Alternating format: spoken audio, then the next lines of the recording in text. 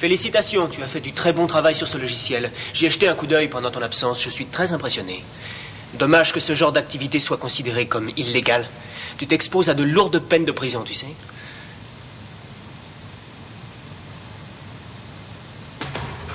Que puis-je faire pour vous?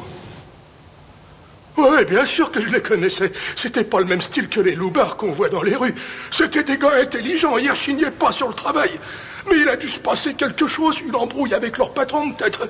Ces derniers temps, ils étaient plus les mêmes. On aurait dit qu'ils avaient le diable à leur trousse. Je vois. Et c'était qui leur patron? Et là, jeune homme tout doux, je sais ce que je risque si je balance un nom. Vous n'avez qu'à vérifier leur compte en banque. Waouh! Ils ont touché chacun 2,5 millions par mois. Et ça, jusqu'en juillet dernier. Et maintenant, voyons qui pouvait leur verser des sommes pareilles. Hein? Quoi? Alors ça y est, t'as trouvé? Oui, il s'agit de Shuzo Sayonji, président de l'Institut médical du même nom. Merci, je crois que je vais lui rendre une petite visite.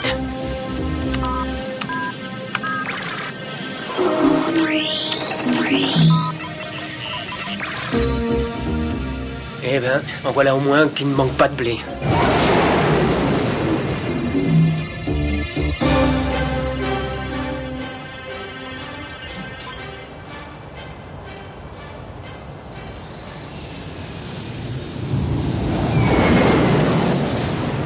Les hommes dont vous parlez ont bien travaillé à mon service, mais je les ai récemment renvoyés. Ça, je m'en doutais un peu. Non, ce qui m'intéresse, c'est de savoir pourquoi vous les avez renvoyés. Eh bien, ils n'étaient pas dignes de ma confiance. Vous n'ignorez pas que nos recherches sont hautement confidentielles, n'est-ce pas? Ces hommes m'avaient caché qu'ils avaient un casier judiciaire, et quand je l'ai découvert, je n'ai pas hésité à me séparer d'eux. C'est bien triste, mais de nos jours, on ne peut plus avoir confiance en personne. Je ne voudrais pas être indiscret, mais pensez-vous que vos employés avaient une raison quelconque d'être effrayés par les résultats de leurs recherches? Je ne vois pas ce que vous voulez dire. Et rassurez-vous, nos recherches sont tout ce qu'il y a de plus légal. Excusez-moi, monsieur, mais c'est l'heure de vos médicaments. Je dois veiller à ma santé, inspecteur. Veuillez m'excuser. Croyez en mon expérience, le repos est indispensable pour vivre vieux. Je vous remercie du conseil, professeur. Le docteur Yamashita est attendu au bloc opératoire. Merci de vous présenter au service de cryoconservation pour analyser le cas du malade CSP 7491. Mais oui, c'est ça. L'inscription sur le mur. Et si c'était le numéro d'une capsule cryogénique?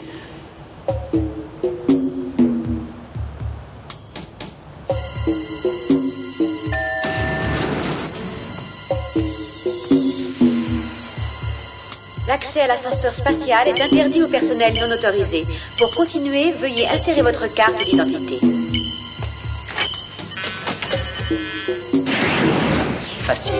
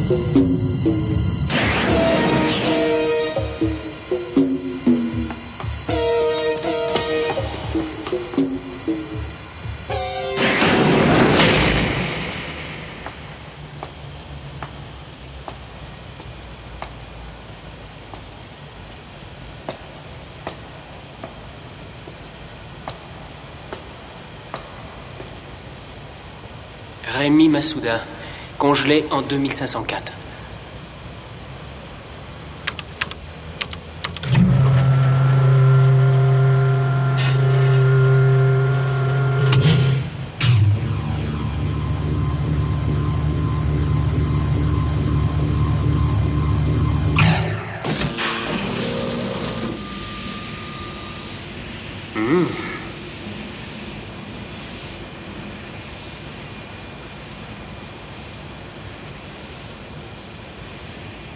Je n'aurais jamais imaginé qu'on pouvait aussi congeler des pétales.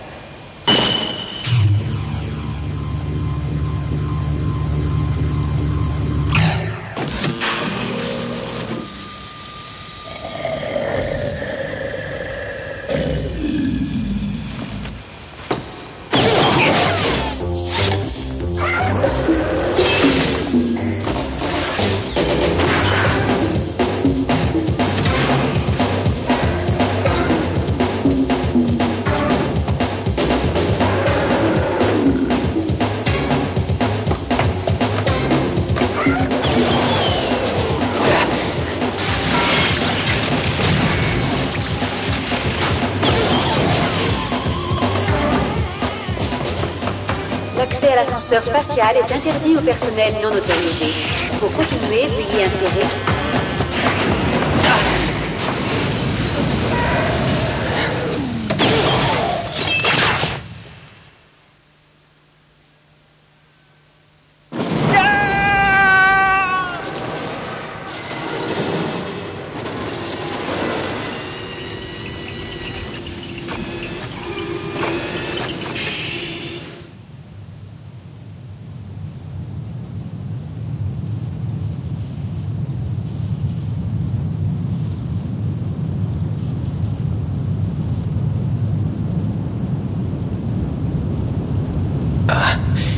Plus avoir confiance en personne. Je crois qu'il s'est bien foutu de moi. Des informations sur l'année 2504, c'est bien ça? Oui, trouve-moi tout ce que tu peux à propos de Rémi Masuda. Je ne suis pas sûre que nos archives remontent à 300 ans, mais je vais voir. Allô Benton, c'est moi Gogol. J'ai passé des plombes à analyser le fichier que t'as ramené. Avec succès, j'espère. Oui, mais ça va pas te plaire.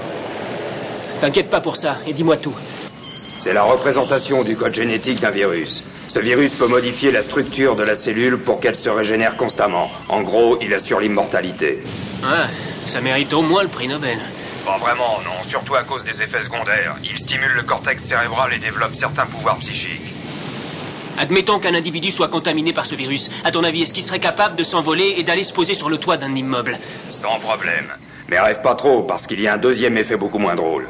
Le virus affecte le fonctionnement de l'hémoglobine dans le sang. Tout individu contaminé aura besoin de plasma, autrement dit, il devra boire du sang frais. Tout s'explique.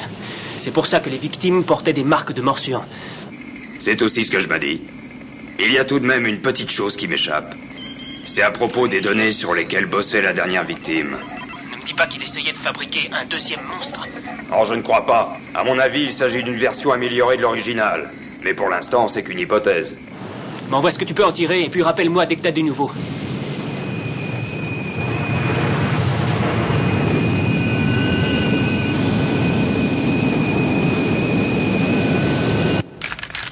Je te propose un dernier combat, à la vie et à la mort. Laisse tomber, Kerry. C'est pas la peine de jouer les héros. Mon honneur est en jeu, je me suis engagé. J'ai un contrat à remplir et je suis payé pour ça. Tu m'as toujours pas dit pour qui tu bossais. Très bien, alors laisse-moi deviner. Celui qui te paie a le visage ridé comme une vieille pomme. Vrai ou faux? Assez parlé, allons-y.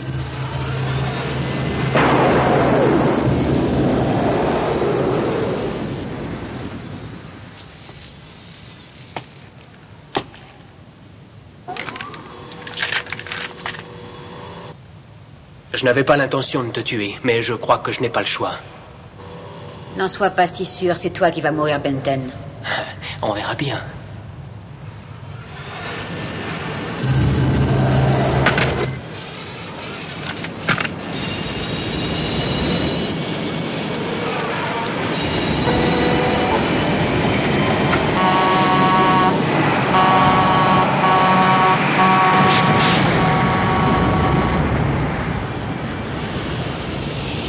Tu as gagné, Benton. Je suis désolé, je ne voulais pas en arriver là. Mais maintenant, tu peux me dire qui te paie, non? Tu avais deviné juste.